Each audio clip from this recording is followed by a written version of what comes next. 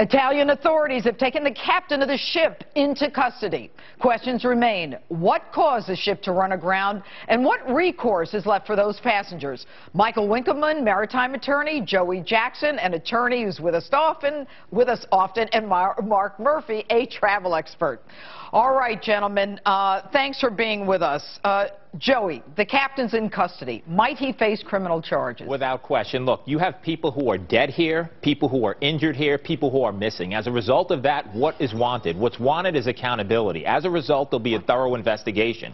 In this investigation, should they determine that he was negligent to the degree that people died, he will, in fact, be prosecuted. There will also be the issue, Judge, as to whether or not he abandoned ship. There's a saying, a captain goes down with his ship. As a result of that, you should be the last one off. So, in the event that the investigation reveals that he was negligent to the extent that people died and he abandoned ship before everyone else got off, you could expect a prosecution. The whole idea of someone abandoning ship is crazy. Now, all right, guys, Mark, what we've got here is we've got a cruise ship that is state-of-the-art, $280 million, 10 stories high. I mean, the Titanic was 100 years ago. How does this happen? I guess, in a nutshell, it just got too close to the shore, and no one really knows why they did that. I mean, they were so close to the shore, and they know that reef is there, and I guess that's going to be the question that has to get sorted out. They do have a black box on these ships, so they're going to be able to figure out what went wrong and when it went wrong.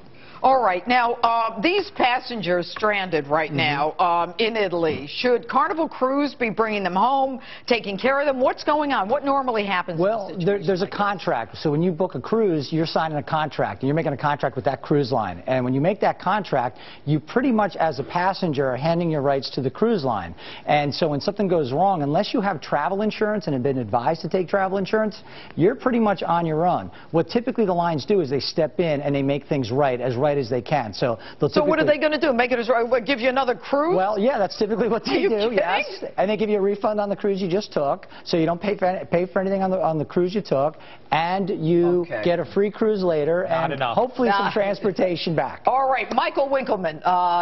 Michael, you there? I am here, Judge. How are you? Good. Good evening. You are a maritime attorney. Thank you for being with us this evening. Can these passengers sue? What rights do they have? They absolutely can sue, Judge, and first, thank you so much for having me. Unfortunately, what has been really a crazy, scary, terrifying incident is really just the tip of the iceberg for these passengers. Mark hit the nail on the head with the cruise ticket contract, because in that requires these U.S. passengers, if they're injured and even grievously injured, they would have to go and sue in Genoa, Italy. And that's an incredibly expensive and time-consuming endeavor. Wait, Michael, what about long-arm jurisdiction? Isn't Carnival based in the United States? I wish it were that simple, and I've had so many federal court judges say there's no way you can have jurisdiction over that. But to answer your question, of course Carnival's here. Yes, Carnival is the parent corporation of Costa, but Costa makes the argument that, hey, sure, everybody buys our cruises in America, but you have to go sue us in Genoa, Italy. But just to be really clear, if this is a Costa cruise that leaves out of Miami, the forum selection clause in the ticket contract would say sue in Miami. But because this didn't touch a U.S. port, then they put in a clause that says that if you're hurt, you have to go and sue in Genoa, Italy. So basically, what happens is, and the reason why passengers should always talk to a seasoned maritime attorney is that, like yourself, if you're well, thank you. Yeah, sure, absolutely.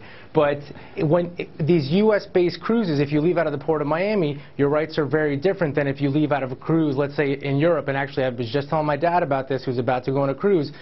The cruise lines try to take full advantage of the fact that if a cruise doesn't touch a U.S. port, then a federal statute called 46 So, guys, what we have here is passengers on that ticket that they buy limit the liability, basically, of the cruise ship. Yes, but here's what I argue. Two things I don't buy, Judge, very quickly. The first thing I don't buy is a jurisdictional argument. If you are doing business here, remember the case in Miami. I disagree you sue with there. Absolutely. Number two, a contract. That's a contract of adhesion. What does that mean? It means it's so one-sided as to not be enforceable. But for years, I would argue enforce it here. Sided with the people who run these cruise lines. Here's the issue, guys.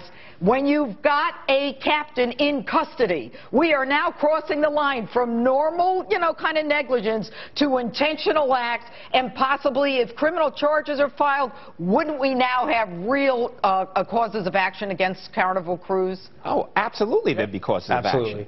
No, there are real causes of action, but it's the cruise lines that are fighting industry-wide, spending billions of dollars in Washington and across the world to try to take away their passengers' rights. They're nice to you with a smile on your face, but when push comes to shove and tragedies like this happen, that's when you need to make sure that you have the best on your side, making sure fighting for your rights, because they're going to try to take them away from you. All right, last word. Well, at the end of the day, they want you to be happy. The cruise lines don't want customers to have problems, so they're certainly trying to take care of the customer. And I think the key for Costa and Carnival Corp is how they're going to respond to this tragedy. Well, you know, what we know is in the past, I mean, Carnival Cruise has had many, many problems. And let's hope that this doesn't affect the whole cruise line industry, because I like to go on cruises. Anyway, Michael, Joey, Mark, thank you so much for being with us this evening.